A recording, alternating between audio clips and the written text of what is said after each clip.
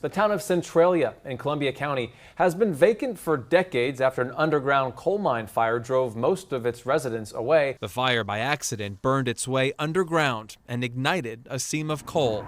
Centralia was never the same. Now, like a cancer, it may cause the death of the town. The problem is a fire in a coal mine that's been burning now for 30 years. Many of the town's residents have moved away, but 61 others want to stay, battling not only the fire, but a government that wants them out.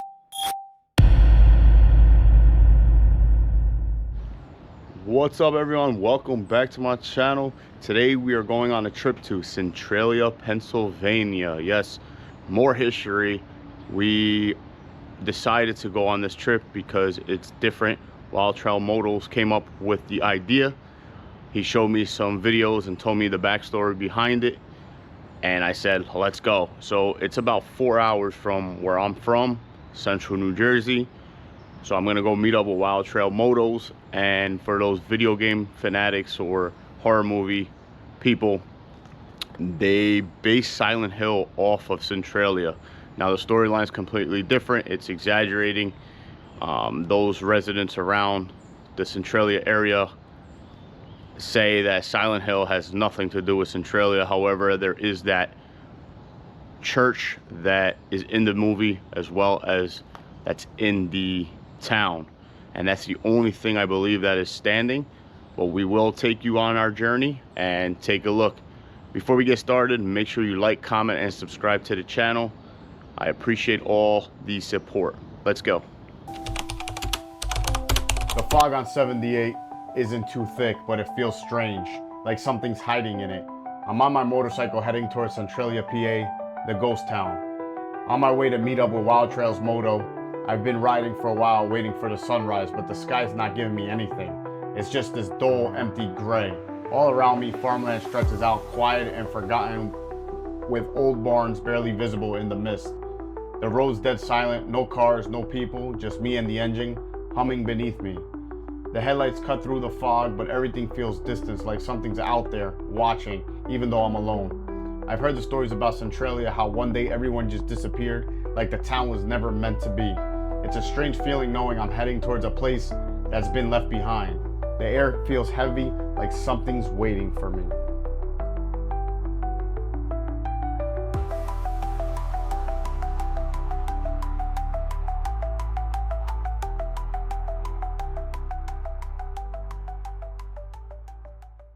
So, Wild Trail Motors just arrived, and he's just doing turns in the parking lot.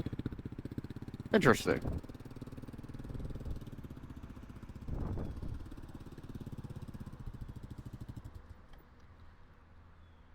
That was impressive. I like that. Little slow speed action there on your KLR. Gotta try to warm up a little bit. Yeah, it was a little cold heading up here. I have a heated vest on, but I didn't turn it on because I'm like, I don't need it, but I might want to use it. And another thing is, I got to get new gloves. So, Okay. yeah, my hands were a little cold, but you know, I'm so used to those heated grips at work. Gotcha.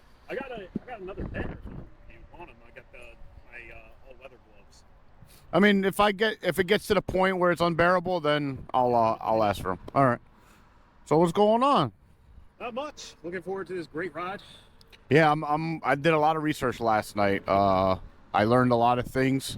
There's certain roads that we might not be able to go down, but guess what? I brought the drone today, so, you know. So how long is this trip from here? So from here, it's about 118 miles or so. Okay. It's not that far as mileage is concerned. I know we've taken longer trips, but the route that we have planned today will take us up 31. We're going to cut across some back county roads through downtown Belvedere.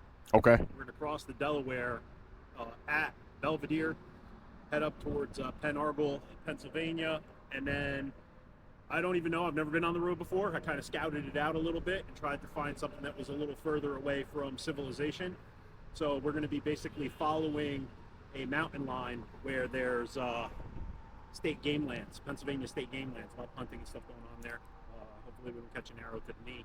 Good thing I didn't wear my camouflage jacket, even though I see you have some camouflage pants on.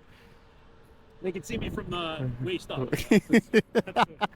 Well, I had somebody pull up to me at a light one time, turn around like, "Hey, make up your mind. Do you want to be invisible or do you want everybody to see you?" That's pretty funny. Yeah, I couldn't stop laughing. That's pretty funny. Pretty good. All right, so we're going to see some beautiful sceneries today, I'm guessing. The leaves are starting to actually fall. It's crazy because last week I was out on my bike and the leaves were still on the trees. And as I was coming up here today, you can see they're starting to fall and become naked. Yeah, it's definitely got that more winter look now. So. And the funny thing is I was talking about where we're heading to on the way up here, and I noticed that it's foggy today, which is pretty interesting because it gives you more of that dreary feel on this trip. I mean, where we're headed is considered the real Silent Hill, so. That is true. I did see that. So, you ready to get started? I am. All right, guys. You heard that. We are taking you on a trip. Let's go.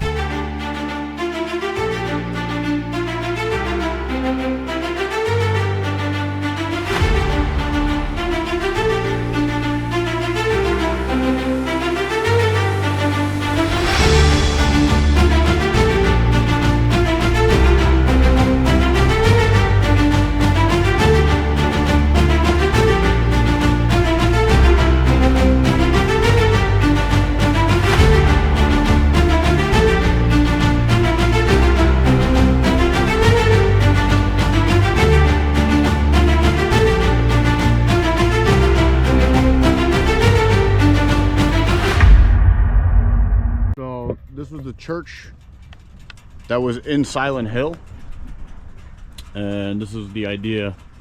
Now, this was the church I was telling you about earlier, that it is not sitting on a coal mine. It's 100% rock underneath. There is no coal underneath this, which was pretty weird to me, that the church is the only thing that is left. And I believe at one point, like about a year ago, it was still active too, that they were doing holding mass here. Okay. So it's pretty cool that this is the only thing really that's standing left.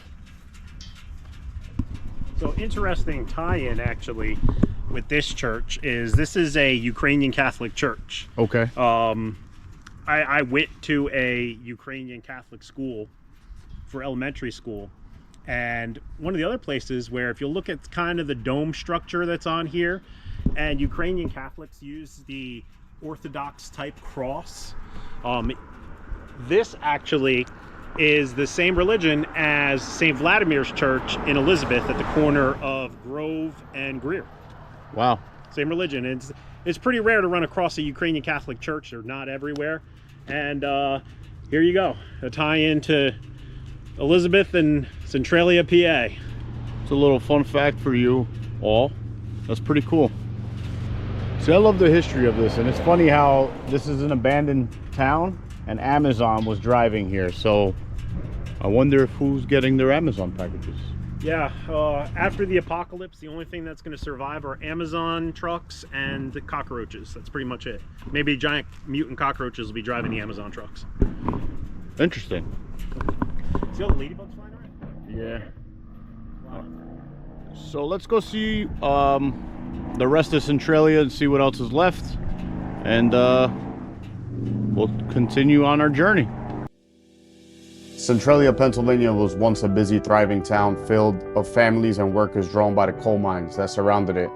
Founded in the early 1800s, it grew into a tight-knit community with schools, businesses, and homes. But in 1962, a fire started deep in the mines, and despite efforts to put it out, it spread and burned underground for years. The fire made the ground unstable and filled the air with dangerous gases, forcing people to leave. Over time, the town emptied out, and Centralia became a ghost town, with only a few buildings left behind. It's a real tragedy. What was once a lively town filled with people and hope, now reduced to nothing but ruins.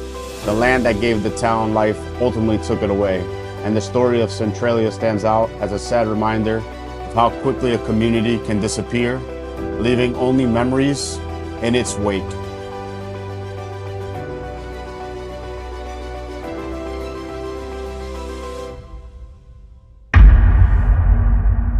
That's the highway.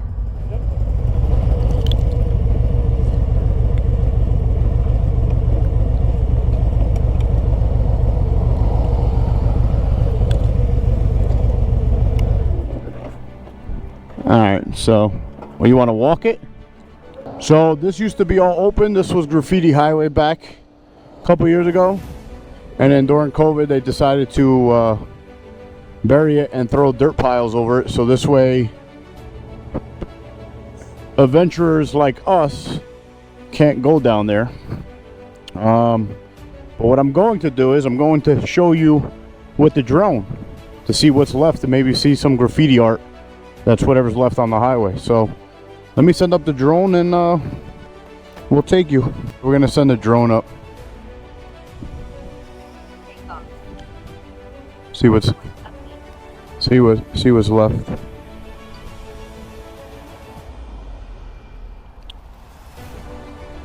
All right. So this is what's left of Graffiti Highway, which was an old highway back in the day. Battery level is low. Aircraft will return to the home. I know I'm flying low battery. So just take a look at it. This is exactly what's left. And it goes on and on and on. Back in the day, you were able to ride that highway. You're not allowed to anymore because you see all the dirt piles that are around.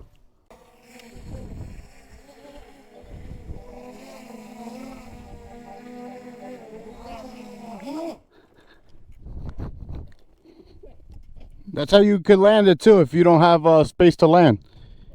Yeah. And that's a wrap on our trip to Centralia, Pennsylvania. As we rode home, the sun started to set, casting a warm glow over the rolling hills, a stark contrast to the eerie emptiness we just left behind. It's wild to think about how a place so full of life can be reduced to ruins by something as powerful as the earth itself. Walking through the abandoned streets, you can't help but feel the weight of history here. The stories, the memories, all slowly being swallowed by the ground. It's a bittersweet reminder of how fragile communities can be. If you enjoyed this look into America's most haunting ghost towns, don't forget to hit that like button, subscribe if you haven't already, and leave a comment with your thoughts on Centralia. Would you want to visit, or is it just too eerie? Thanks for watching, and I'll see you on the next adventure.